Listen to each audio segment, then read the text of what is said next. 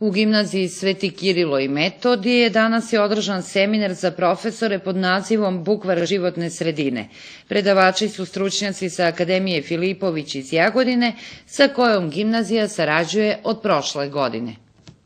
Seminar govori o načinima na koji lokalna zajednica, škola i pojedinci treba da učestvuju u zaštiti svoje okoline, kaže predavač ispred Akademije Filipović Branko Novaković. Pa u osnovi ovo je jedan od načina na koji se učitelji, ajde da kažemo učitelji u smislu ono da uče, prenose neko svoje znanje na decu, osposobljavaju da na jedan određeni način pokrenu decu na neku akciju, ne samo decu, pošto je to škola je vezana za roditelje i za decu, kao i za lokalnu samoupravu.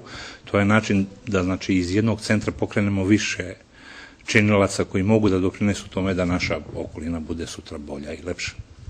Saradnja gimnazije sa Akademijom Filipović iz Jagodine počela je protekle godine i biće nastavljena, kaže direktor gimnazije Snežana Simeonov. Veoma smo zadovoljni seminarima koji su održani u našoj školi. Ovaj današnji Bukvar životne sredine je jedan veoma koristan seminar, jer zadatak svih nas je da čuvamo životnu sredinu i da stalno podižemo svest o tome kod učenika, a naravno najpre se moramo mi edukovati.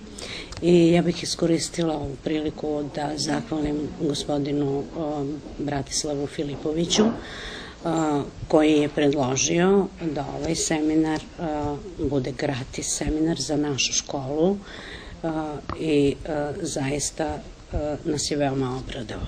Ovo je 4. po redu seminar koji Akademija Filipović realizuje u gimnaziji. Prethodno su održani seminari Inkluzija od teorije do prakse 1 i 2 i pozitivna disciplina u školi i porodici.